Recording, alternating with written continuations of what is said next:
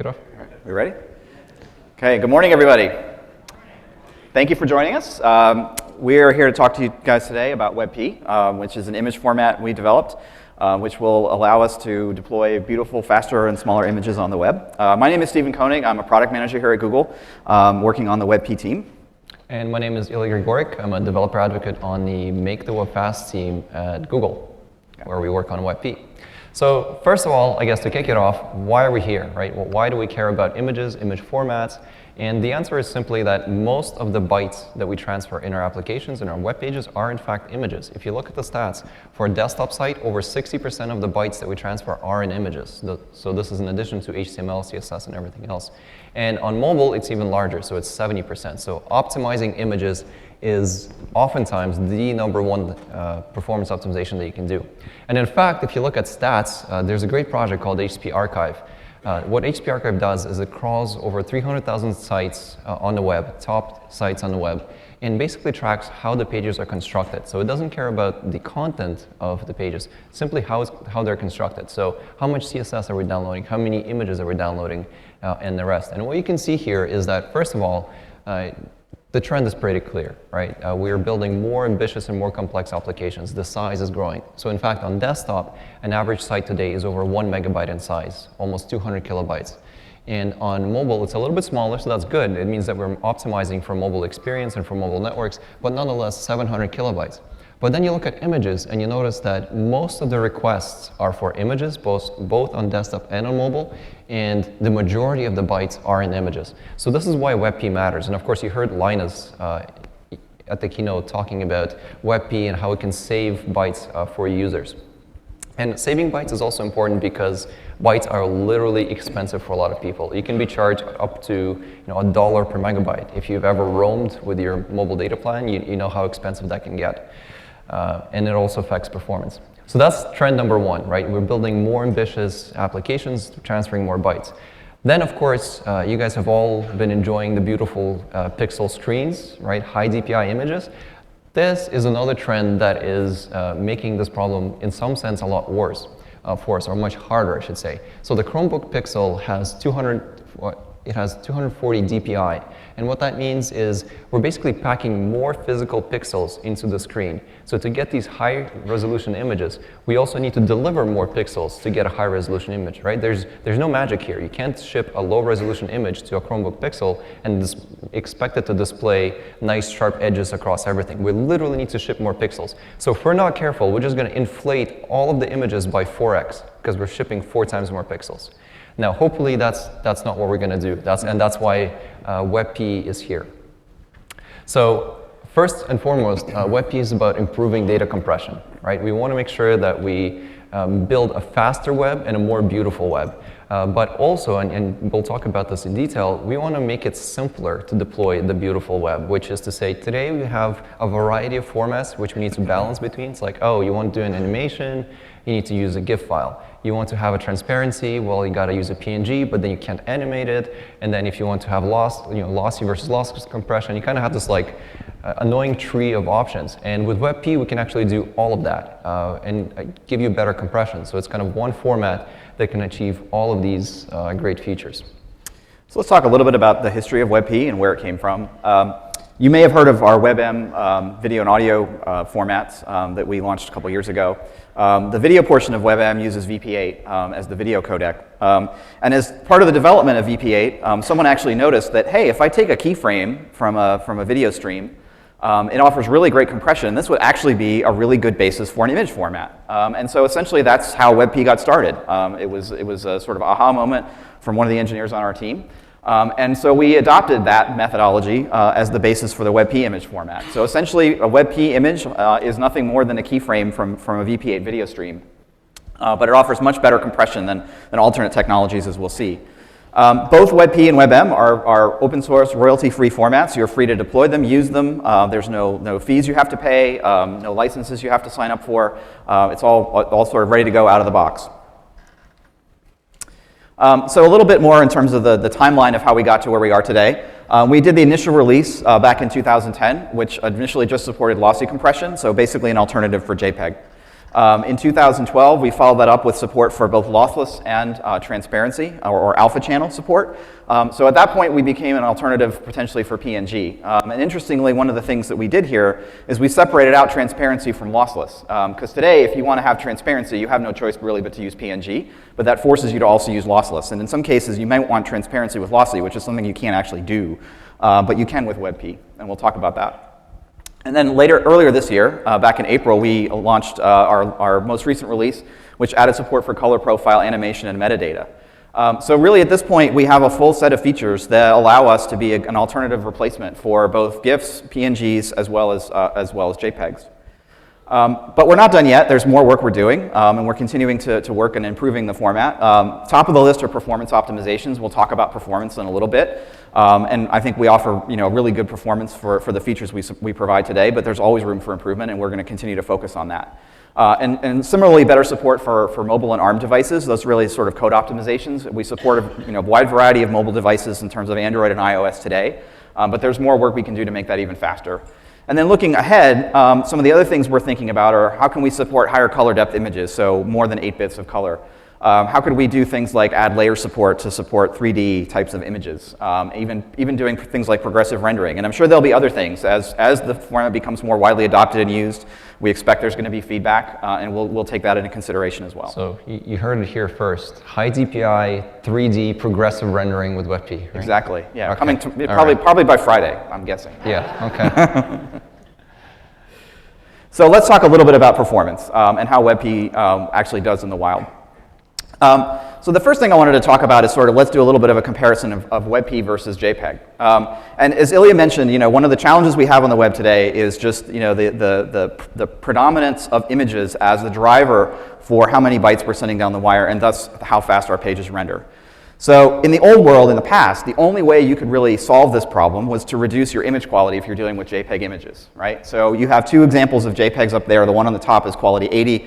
The one on the bottom is quality 10. And you might hopefully be able to see that with quality 10, you're getting very noticeable compression artifacts, right? I mean, the image looks very visibly degraded.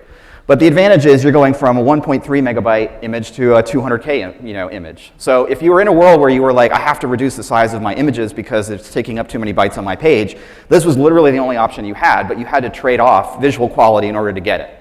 And we think that's the wrong trade-off, right? WebP offers much better compression than JPEG across all quality levels, so you're able to get the same sort of benefit without reducing your image quality.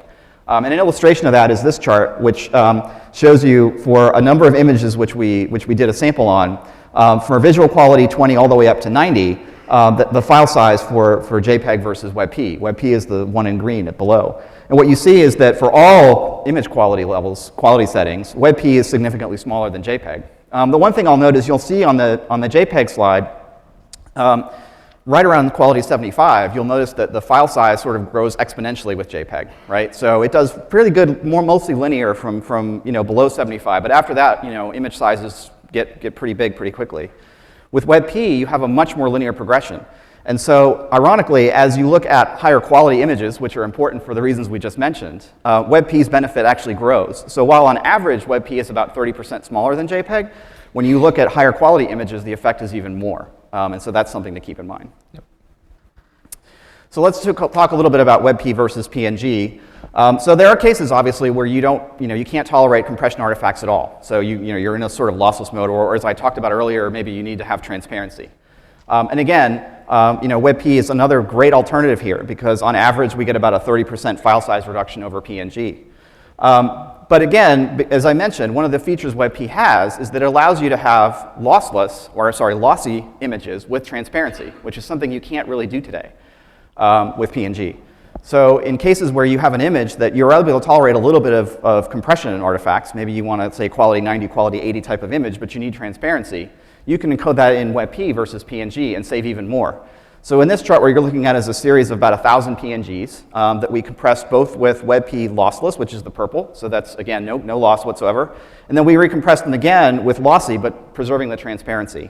And what you see is that for the vast, vast majority of images, we're significantly smaller than the PNGs. And there's a couple of extreme examples at both tails, but obviously the average and median is strongly in favor of WebP. So I think a very common use case is to have a lot of small PNGs for things like icons, right, which need an alpha channel, and they're also very small. And that's that's where you can get up to 80% or higher savings in terms of bytes, which is huge. Yep, exactly. Okay. So, the nice thing about WebP is it allows you to be in this world in which you can really stop caring about what image format you need to use, right? Today you're in this mode of, well, if I need animation, I have to use GIFs. And if I need lossless or I need transparency, I have to use PNG. And if it's not one of those things, I can probably use JPEG. But as a web developer, it forces you to sort of think through which image format you have to use. With WebP, you don't have to do that anymore. Literally, you can use every image as WebP because it supports all of those features. And we think that's a great benefit to web developers. So let's talk a little bit about performance from the encoding and decoding side. So this is all great. WebP is a lot smaller, offers great features. Where's the catch, right? Well, lunch isn't free, despite the fact that we keep trying. We're not quite there yet.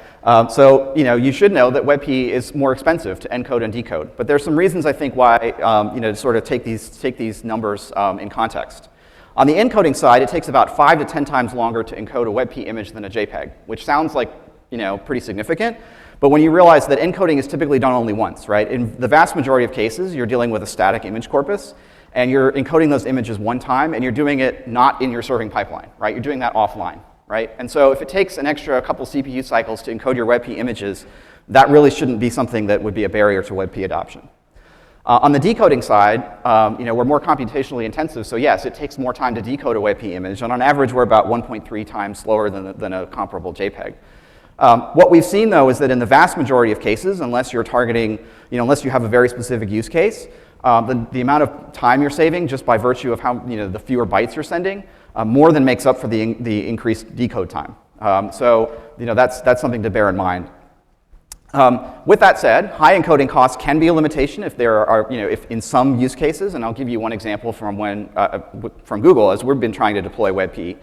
So if you think about maps, map tiles are actually dynamically generated PNGs that are based on the underlying raster data. When we actually tried to deploy WebP instead of PNGs, what we found is that the increased encoding time, because those images are generated dynamically, sort of negated a lot of the benefit from the smaller file size. But that's a pretty special case, right? Because there are no static map tiles. They're all generated at runtime based on your request. So in that case, in that particular instance, encoding is actually in the serving pipeline. And so if you have a situation like that, you should be mindful of these stats. But again, as I said, that's really the exception. The vast majority of cases are static. And then we talked about a little bit about bandwidth savings. But in addition to just raw time to send fewer bytes, you have to be aware that a lot of users, especially on mobile, actually have to pay for their bandwidth. Either they're on metered plans or cap plans, or they're roaming. And in some cases, it's literally $1 per megabyte. So not only are you saving users time and making your site faster for them and giving them a better experience, you can literally save them money. And so that's an important consideration to keep in mind as well. Yeah. So the other thing I'll add is we have the chicken and the egg problem here with performance. Of course, there's also a growing support for hardware. Hardware support is improving for WebP and WebM. So we have WebM, right, which is driving this trend as well. So performance will get better as more hardware deploys native support for it. Yep. So a good example of this is actually, there's this trade-off between CPU and bandwidth. And one of the concerns, a valid concern that a lot of people have is, great, so we're going to ship these bytes faster, but if we take more time on the client to decode the images, is it going to negate all of the benefits? And the eBay team actually just recently had this great study. I encourage you guys to check out their blog. It's an eBay tech blog. Where they compare a number of different image formats, and they set up a test case where they have an image gallery with 30 different images, and they compare JPEG versus WebP. And what you're seeing here is a film strip, which is basically 100 millisecond increments, so 0.5 seconds, 0.6, 0.7, and you're seeing the rendering performance. So on the top we have WebP, and even though it takes more time to decode the WebP images, because we can ship them faster, we can decode them faster, and we can display them on the screen, right? So in this case, we're actually winning in both respects. We're getting better visual performance, we're shipping fewer bytes, the user is paying less for the bytes transferred, and we're paying less for the bytes transferred from our server. So it's a win all around, right? And on this gallery, we were able to compress it from 750 kilobytes down to 474. So really cool case study, and I think it illustrates that a lot of our web apps can benefit a lot from WebP. So we talked about performance. Let's dive a little bit deeper into tooling, into how do we actually create these files and how do we serve them. So long story short, there are plugins and converters that we provide. You can go to our site, download the binary, and you have a CWebP and a DWebP, which is the encoder and the decoder. And you can convert any image. We give you a lot of different knobs. If anything, there's too many knobs to tweak the quality and levels and all the other stuff. That's kind of the manual way to do it. You can also get plugins for all of the popular image editors. The Wikipedia page actually is a great resource to start if you want to get started with WebP. They have a great matrix of all the different tools out there and how to get WebP support. And with time, as more people adopt it, of course, this will also improve. And I'll also call out a couple of tools like language bindings. So there are great libraries for virtually every language runtime available. So you can do this at these optimizations at build time or at runtime.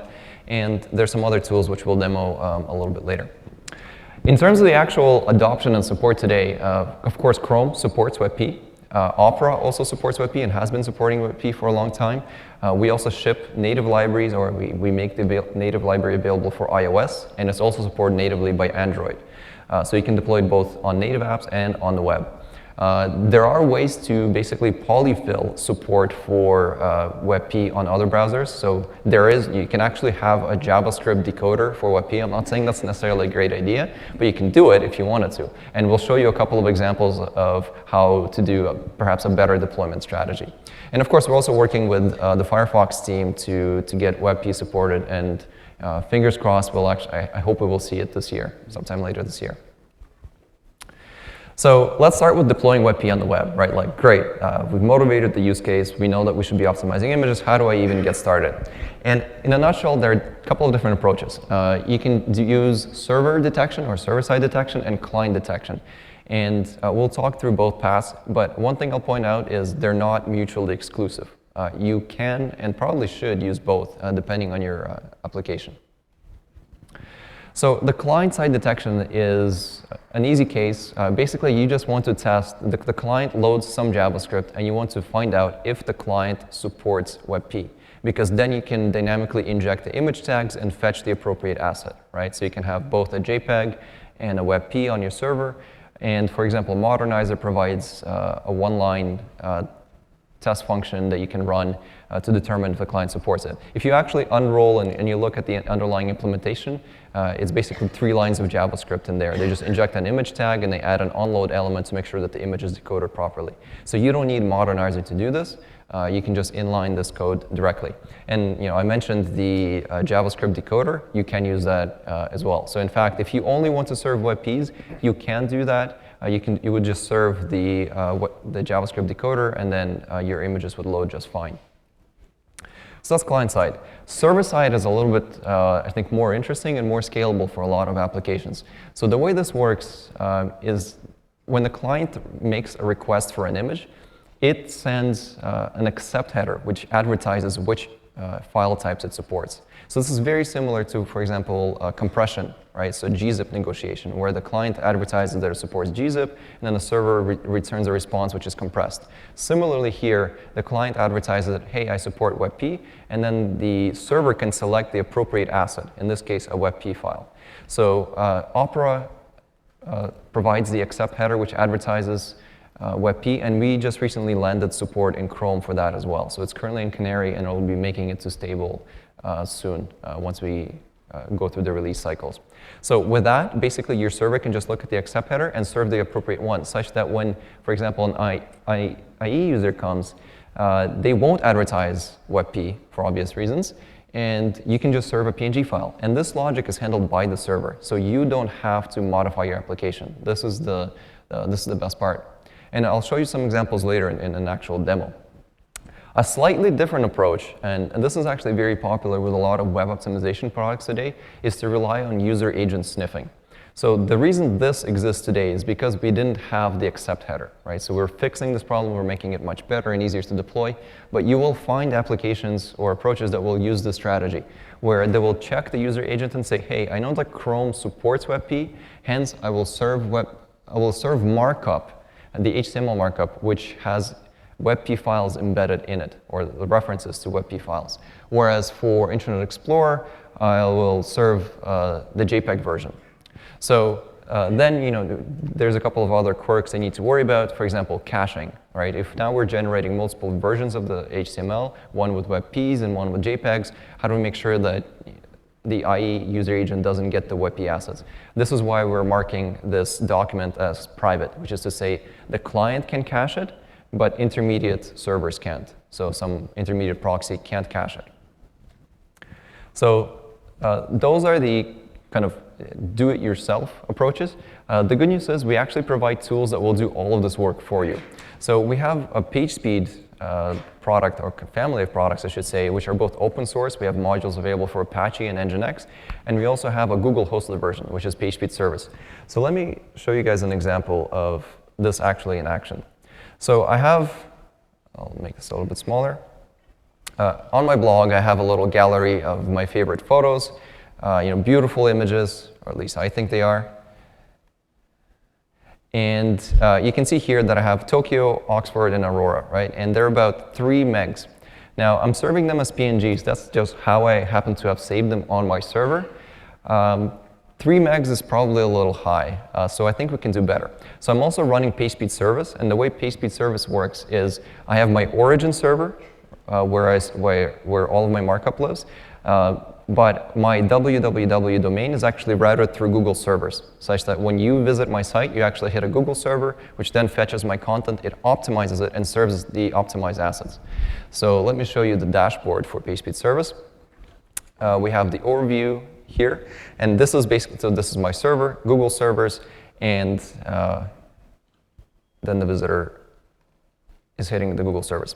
And all of the magic happens here. So we provide a number of optimization for things like, let us optimize your CSS, your JavaScript, and all the rest. And optimizing images for the reasons that we mentioned previously is a big part of it. So in here, you can see that I can enable a whole bunch of checkboxes for things like resizing images on the server. So I'm just going to click that on. And I'm going to also convert PNGs to JPEGs, or I'm going to allow it to try to convert. It won't necessarily do it. It will try to make sure that we get better compression. And let's apply that to the site. And let's go back, and we will refresh this page. And we will actually refresh it twice, because the way PageSpeed Service works is it optimizes these images on demand and in the background, such that on the second request, you can see that the file names have changed, and they're now coming through as JPEGs. So what we've done is we've optimized these images in the background. We've determined that JPEGs are a better version of this file. So we went from multiple megabytes to hundreds of kilobytes, right? So now the page is 468 kilobytes. So this is done automatically, right? I didn't modify my app in any way. And similarly, I can go into the API console, and I'm just going to enable it all. So I'm going to recompress JPEGs and allow it to compress it to, WebP as well. So once again, apply to live, and we'll reload the page a few more times. And it's going to now try both JPEG and WebP and pick the best format for these images. And you can see that it actually determined that WebP is the best format. It detected that I'm running Chrome, and now it's serving these images which went from a megabyte plus to 80 kilobytes. So in total, the file size of this page is 328 kilobytes. So we've just decreased the size of this page by 10x without actually touching the page itself, which of course is beautiful. And notice that this is all images, right? So you can use PageSpeed Service, which is what you saw here, or you can use one of our open source modules like Apache or the Nginx module to do this for you. Great. So let's talk a little bit about interoperability. I think it's fair to say we live in a world in which WebP isn't ubiquitous yet. We hope we'll get there. We're confident we'll get there. But just like previous formats before us, like PNG, there's this sort of uncanny valley of time where you have sort of mixed support across the web, and you have to deal with that today. In fact, some of you may have seen a couple weeks ago, Facebook actually did a field trial where they actually started serving user photos as WebP instead of as JPEGs. It generated a slight bit of controversy. Actually, I think overall, from what we know, they're very pleased with the results they saw. But it did highlight some interoperability challenges that you have to be aware of, and for which we think there are some good solutions. That said, this is a short-term problem, and just like PNG eventually got ubiquitous support, we feel confident WebP will as well, and a lot of these issues will go away. But in the short term, these are some things to be aware of. So link sharing is one, right? So I look at my beautiful site, I see this awesome image in WebP, I'm running Chrome or Opera, it looks beautiful. I right-click, copy link to image, I paste in an email to my wife, and I say, honey, this is really cool, you should check it out. She happens to be running Firefox, and she clicks the link, and sad face, right? Because it can't decode a WebP image. So a good way to solve this problem is the accept header negotiation that we talked about earlier, because in that case, what the server will see when it gets the request, even if it has a .webp attachment to it, it won't see the accept image/webp in the accept header. It will know it's not safe to return WebP to that client. And in that case, you can actually return a JPEG. It doesn't matter what the extension is, right? You can serve the right image format based on accept header. Similarly, there's an issue with save as, right? Right-click an image, save as to disk, and then I email it to somebody, or I happen to just double-click it from my file explorer, and oops, I don't have an image viewer that's capable of rendering that, or the person I send it to doesn't have one either. So there's a couple of ways to fix that, one of which we've already taken care of. So starting with M28 Chrome is actually a file handler on all platforms for WebP. So if the user has Chrome, they'll at least be able to open a WebP file. But another sort of approach to this is to provide an explicit download option link. And have that always serve a known, a common format such as a JPEG or PNG. There's some user experience benefits to that as well, because the image that the user sees on the screen might not be the one that you want to have them ability to download. For example, they might want to download a full resolution version of the image versus something that's scaled down. So there's some other reasons why that approach might make sense. Okay, let's look at a few sort of case studies in the wild and see some of the benefits we've gotten from WebP. So earlier this year, we posted a blog post about some work we did on the Chrome Web Store. So for those of you who aren't familiar with it, Chrome Web Store is a great site, lets you browse tons of add-ons, extensions, and applications for Chrome. But it's a very image-heavy site, right? Tons of promotional tiles, big tiles, little tiles, tiles rotating in and out. It's a gorgeous site, but it's definitely very image-heavy.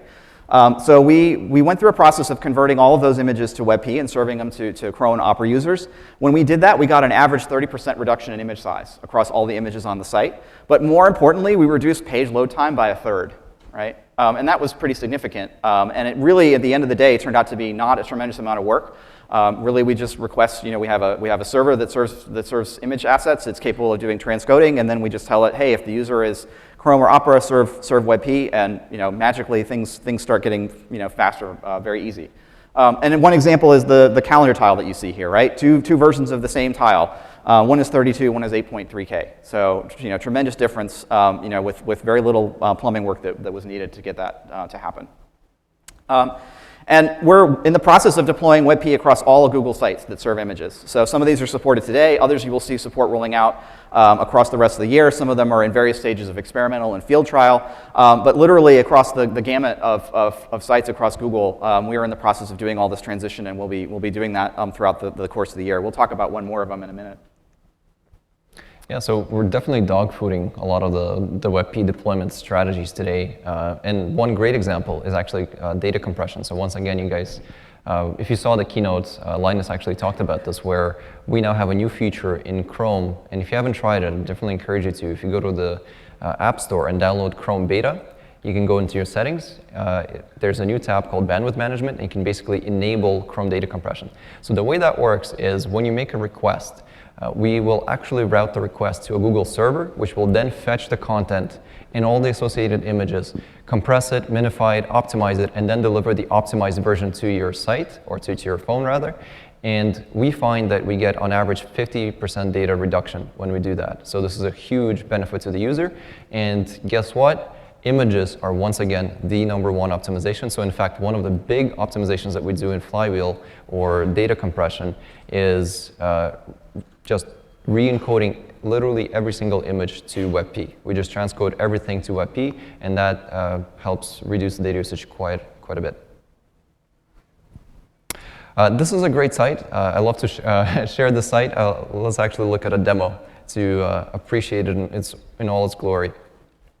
So this is a beautiful animation built by Oakley. So as I'm scrolling down, you have this beautiful parallax effect. You have animations coming in and out. This is using HTML5, lots of images, nothing special under the hood. But the one trick to this page is, let's just reload it here. And this is where we definitely need a good connection. Let's see, 100%. Here we come. 86 megabytes of images to deliver this great experience. So the way the site is built, all right, and it's a beautiful experience, I love it, is it's delivering a lot of PNGs with transparencies in the background. And so as you move, these are basically layers that are being positioned, right, right within the browser. So 86 megs is quite heavy, so it's just an experiment. We said, look, WebP can probably do a bit better, especially with transparency, as you guys heard. So we can take the 86 meg without any modifications to the site and convert it to 28 megs. So let's be clear, 28 megs is still massive, right, for our web page, but it's 60 or 58 megabytes less, right, which is pretty good, I think. And so some cool tools or some tips for getting started. If you just want to experiment with WebP, there's a great service. It's a free service called image2webp.net. You can just go there. You can drag in an image, any image of your local file system, and just play with the settings. And you have a bunch of sliders, and you can see the output without installing any other tools. So this is not something that you want to use to convert all of your images to WebP, but this is a great way to get started. If you're on Windows, there's a great new tool that was released just a couple of weeks ago, where you can punch in the name of the site or just the URL of the site. It'll download your site, and it'll recompress all the images with WebP and basically give you a report card saying, if you converted to WebP with these settings, then you would save this amount of bytes. And you can actually change and tweak the settings, which is the cool part. So you can change your compression, quality levels, and all the rest. And it lets you see your site with WebP right as well. So you can actually do a little side-by-side visual comparison. Yeah, so awesome, awesome tool. Definitely check it out. And then finally, if you're ready to start converting your images, as Steven mentioned, right, you can do that at deploy time or at build time. There are a number of great plugins for things like Grunt and other build tools, which can run at build time and just convert all of your images and make them available on the server. Okay. So let's talk a little bit about WebP on mobile. Oh, I'll go to full screen. Yeah. So we talked a lot about deploying it on sort of the desktop web. The good news is there are great ways to deploy this on the mobile web as well and on mobile devices for native applications. We'll talk a little bit about that. One case study, so the Google Plus app today on Android, and actually for about the last month or so, has been serving WebP images. So you probably haven't noticed, and that's actually the point, right? You're getting faster performance and faster loads for the same quality image, and you didn't have to do anything, and that's the whole idea. But starting about the month and a half ago, we've been serving WebP images to users of the G Plus app on Android. On average, we've been actually seeing about a 50% reduction in image sizes with WebP. And the reason for that is WebP actually does a pretty good job with user-generated photos as opposed to other types of images, especially with photos. So that's why we're able to get even more than typical kinds of savings. We're literally, as a result of that change, saving many terabytes of bandwidth per day. And literally also because of the cost factor, we're saving our users money. So it's cheaper to use this app now than it was before. And I think that's a pretty cool win. So how would you deploy this on Android? So the code you see here is actually using the native library, which is supported on all versions of Android. So WebP support is baked into at the OS level, starting with ICS and above. But if you want to be able to target versions of Android prior to that, you can use a native library that we provide. So it's pretty simple. Basically, you get a WebP image, you decode it as a bitmap, and you render it. So I'll let you guys read through all the code, but that's pretty much the process, pretty straightforward. I think the point here is that it's actually no different from any other image. Exactly. Right. And same sort of story on iOS, right? We provide a library that you can use if you're building native apps for iOS. Pretty much same thing. Grab the image from the server, decode it, stick it into a byte array, render it, you're done. So it's pretty straightforward to deploy and use. So as a recap, I think we've covered a lot of ground here, right? For deploying WebP, you can use it on native apps. That's very easy to get started. We have iOS solutions, we have Android solutions. You can go far back with the backport as well on Android. And on the web, we have server detection, client-side detection. We looked at a couple of different strategies. And personally, I think actually the automation part of deploying WebP is the easiest way to get started. So PageSpeed is one way. There are other providers that will convert these images and serve them dynamically for you. Just recently, we actually had an interesting experiment deploy with a company called CDN Connect, which does image optimization. What they allow you to do is just upload any image that you want into their CDN. They will do all of the optimization. They'll handle the accept negotiation. You guys don't even have to think about it. And the user gets the optimized assets. So hopefully this motivated why you should take a look at WebP, and hopefully you'll deploy them in your applications. And if you guys have any questions, please grab one of the mics and be happy to answer them.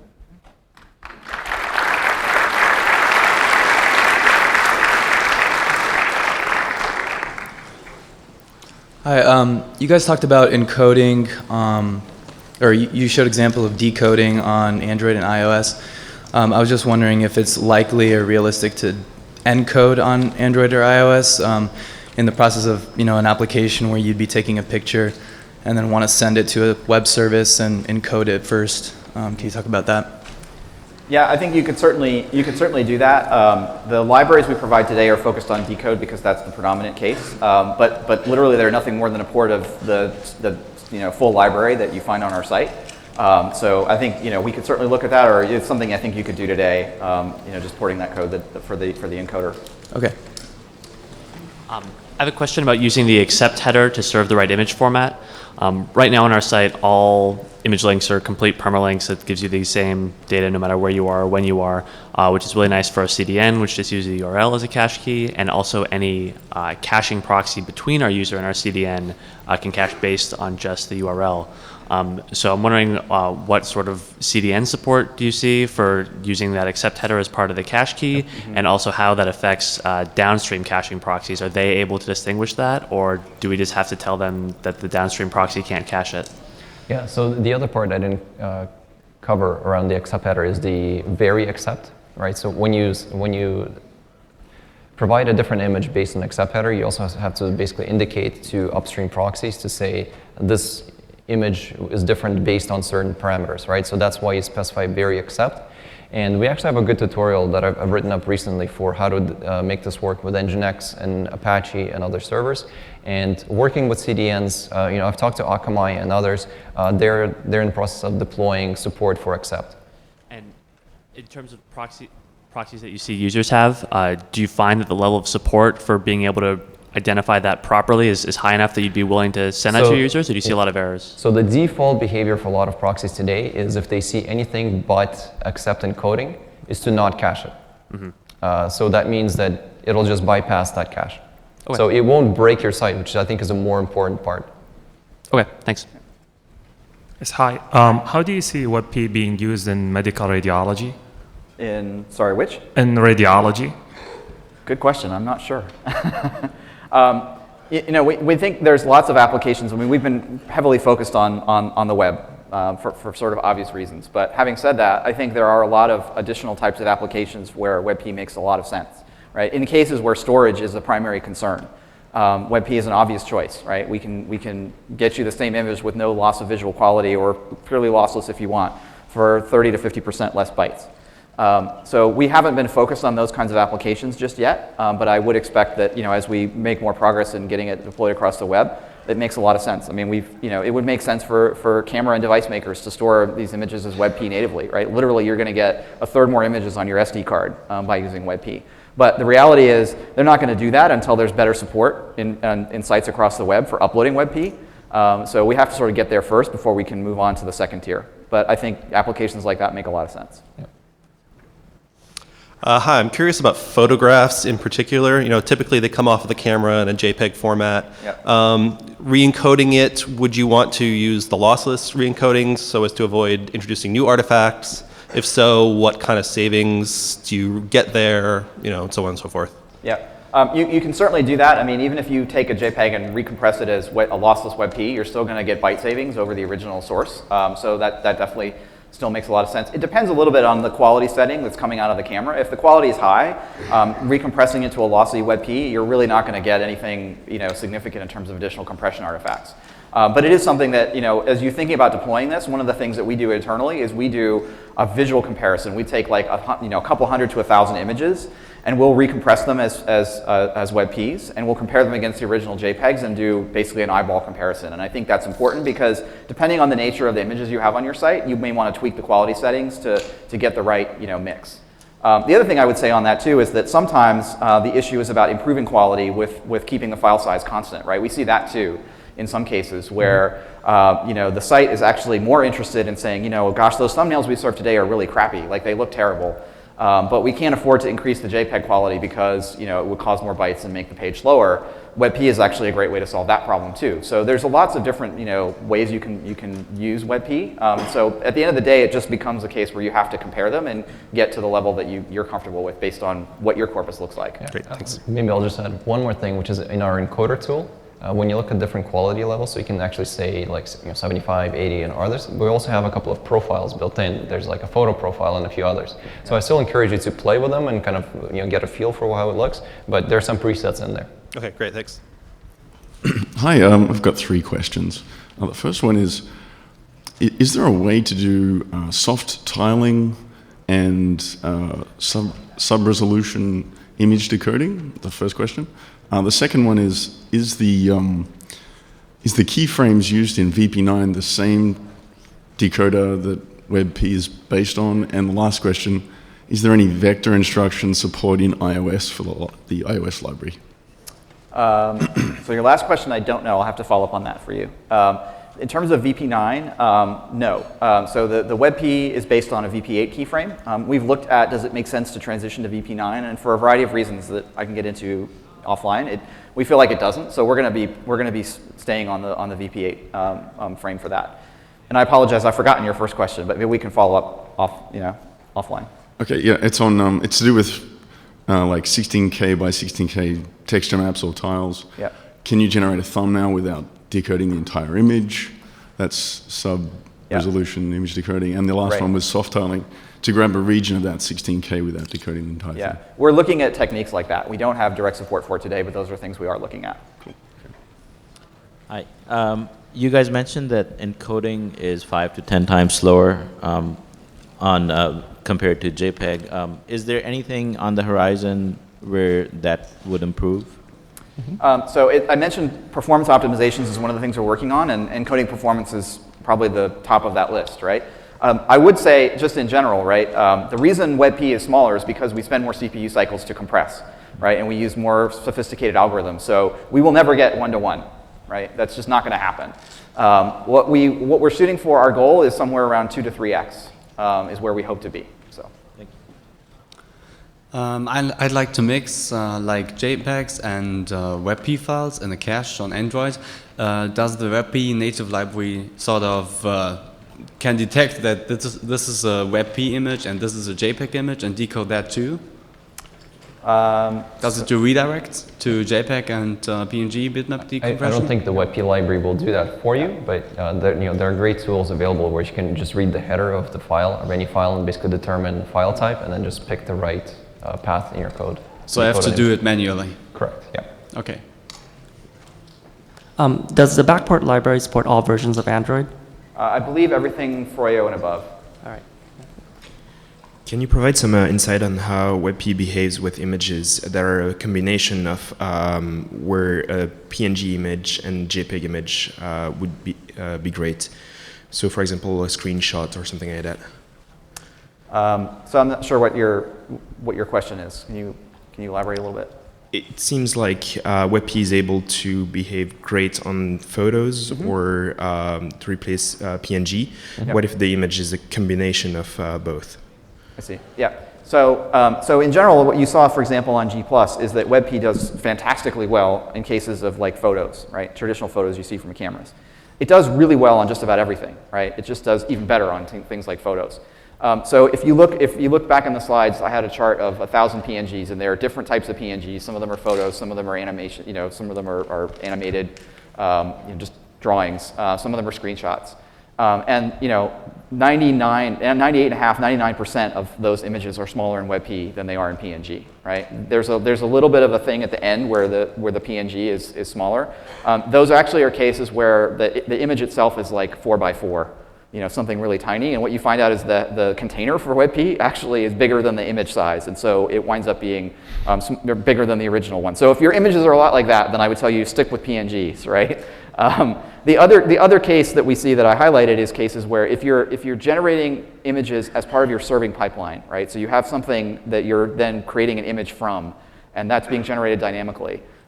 It's not so much a visual quality issue there, it's more of a performance issue because it takes longer to encode that as WebP versus PNG. So that's another case where PNG would be a better choice. But in general, I would just say what I said earlier, which is at the end of the day, you have to do a visual comparison to make sure you're comfortable and to make sure also all the knobs and buttons and things that we provide to let you control those settings for WebP are where you want them to be.